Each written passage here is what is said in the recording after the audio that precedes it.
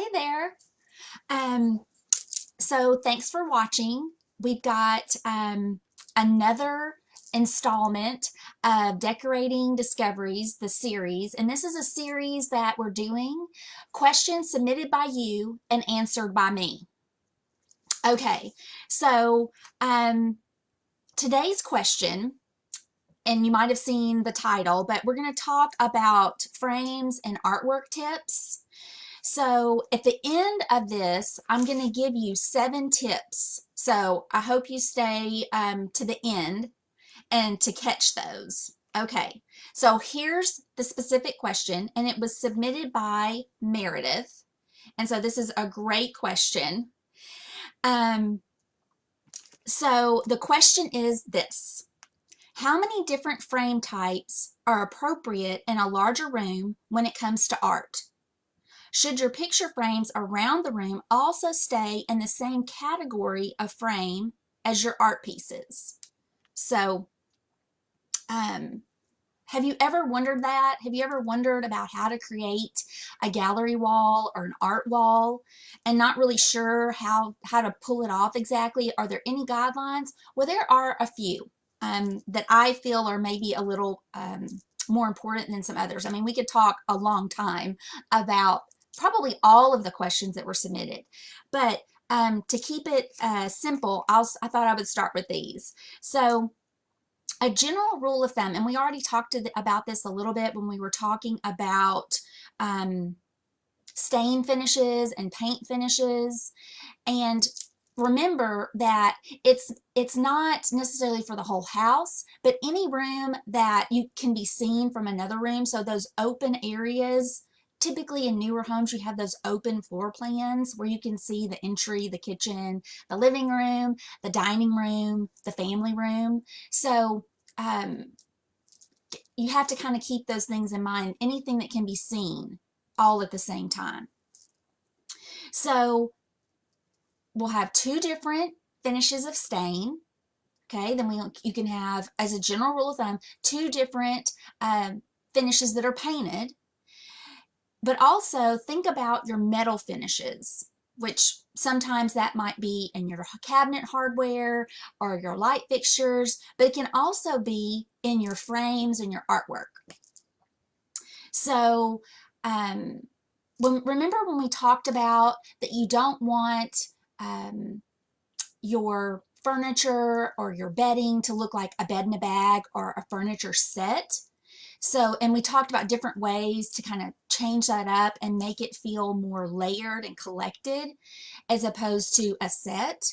Well, the same thing applies to your metal finishes. So ideally, you don't want just one finish. You want 2 to give it a more intentional look, but also where it's not just super matchy-matchy.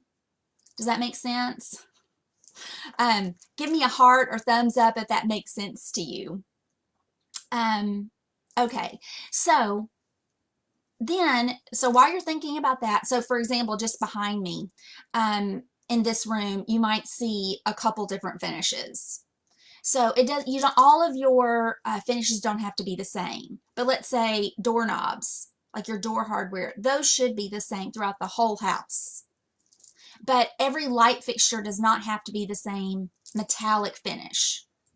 Okay, so back to your artwork. So you want to determine and be thinking about the layout of your artwork. Are you going to do a grid pattern where everything's nice and squared off and equally spaced between each piece? Or are you going to create more of an organic arrangement? You want to create different styles of art walls. So on one wall, you might have one large piece. Then on another wall, you might have a grouping of 2 or 3. And then on another wall, you might have an organic arrangement where there's multiple different pieces. Maybe it's portraits. Maybe it's your hallway where you've got your kids' baby photos or pictures of your parents or kids' senior pictures, maybe your wedding portrait. So that might be a little bit more organic. Or you might also have a grouping of 6 that are exactly the same frames, exactly the same mat, and it's laid out like a grid. It's not organic.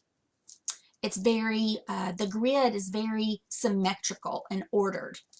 So maybe have a few different types of art walls to add a little variety. Again, so it's not so matchy-matchy feeling that every wall you look at has the same exact art. Okay, so then here are the 7 tips that I've got for you that I think will really help you, Meredith, when you're trying to make this determination as far as your different frame types and being around the room. So, okay, so the trick is to tie it together, because you don't have the same thing on every wall. We don't want that. That's too matchy-matchy, but you do want to tie it together to make it feel intentional. Remember when we talked about color and we talked about bouncing the color around the room? So it's not heavy on this side with one color and then your other colors on this side. But let's say your colors are blue and green. Then you'll have blue on around the room. Think of triangles. That's sometimes helpful to connect the dots of a triangle for where your color is around the room. So if your dots are in a straight line and not in a triangle, then it's not bounced around the room enough. Okay, so these are the tips to tie it all together. So consider your frame style. So is it chunky? Is it streamlined? Is it a framed canvas that's very, very minimalistic? Or is it a very thick frame, maybe on an antique oil painting?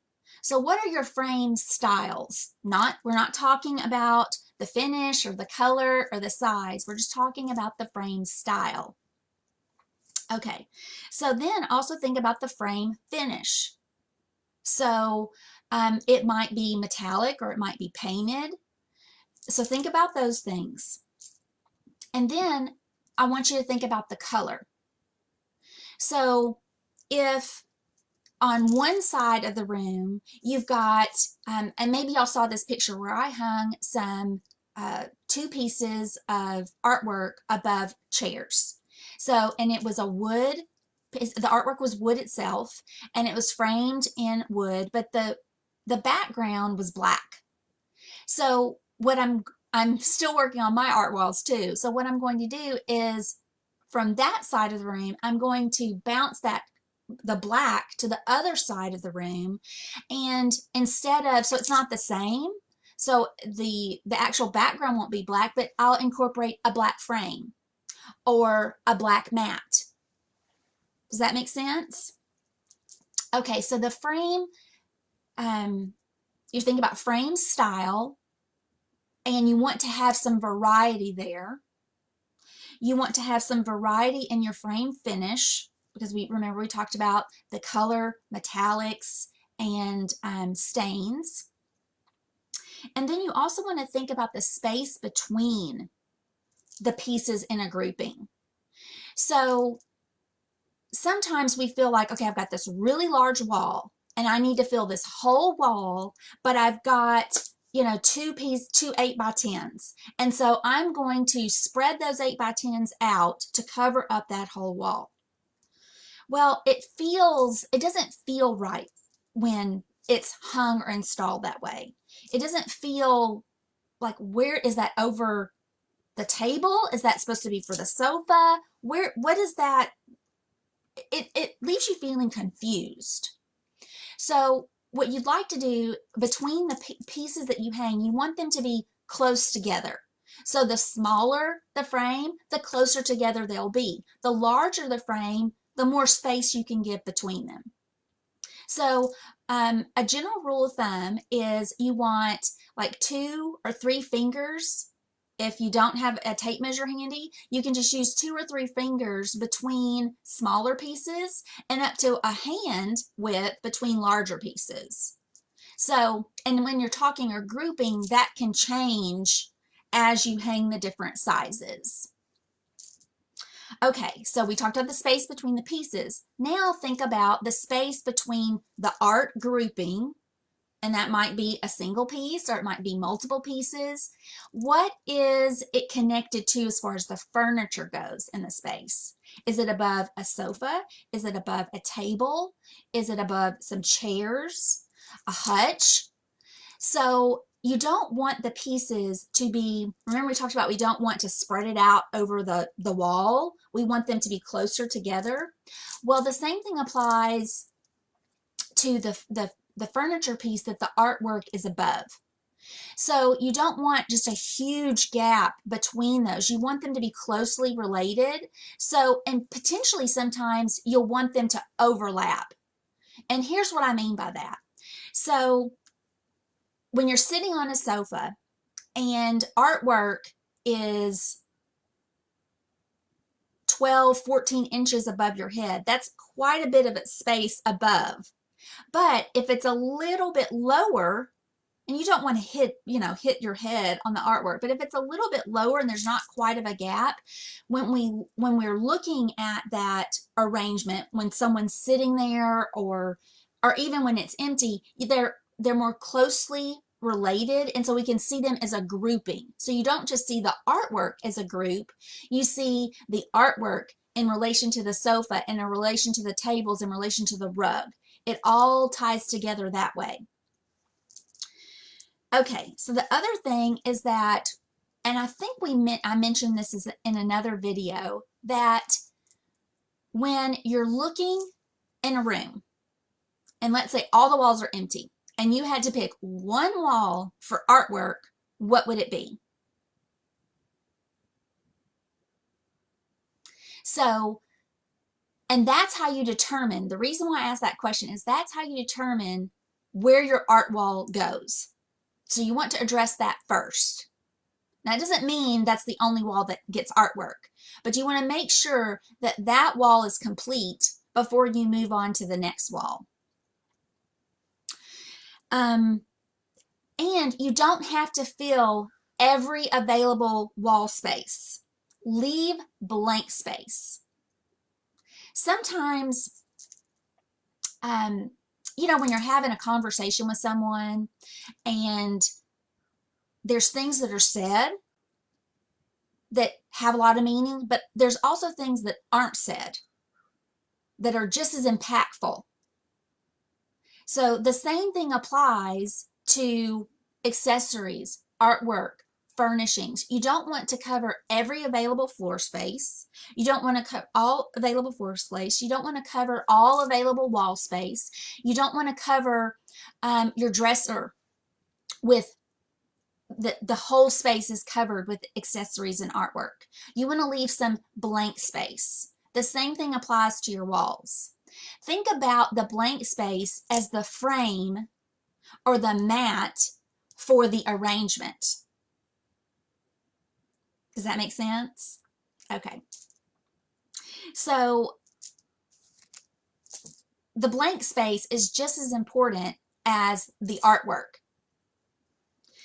Okay, the last tip, the 7th tip that I've got is sometimes will drive me crazy when I walk into a room and a portrait or some artwork is crooked. Like my eye just zooms in right on that, and it can drive you bananas. So a little tip is that, the cabinet stoppers that you probably got them on your cabinet to soften the close of the cabinet if they're not a soft closed cabinet. You'll put a little felt stopper. Some of them are clear plastic. You can use those on the back of your pictures on the bottom 2 corners. That way they don't slide as easily, and it gives it a little bit of traction on the wall to keep them in place. And so when you've got a grouping and they're all different they're not straight. It can make it feel messy and sloppy. So if you want to keep things feeling tight and orderly, and after you've done all the measurements for hanging your artwork, you want to make sure that it stays in place. So that is a good thing to have in your tool bag to keep your artwork lined up and straight. So I hope that answers your question, Meredith. And if it doesn't, just leave a comment below and let me know. And if you think, if those of you that are watching, if you think of someone that might enjoy this video, share it with them. Let them know, and they can watch any of the videos whenever they want, but maybe they could join us the next time. So I hope that you found this helpful. And if you think of anything else, or you have your own decorating question, just leave it in the comments of any of the videos, and I'll get back to you, and we'll do a live with your question. Okay, I hope y'all have a good day, and I'll see you next time. Thanks, guys.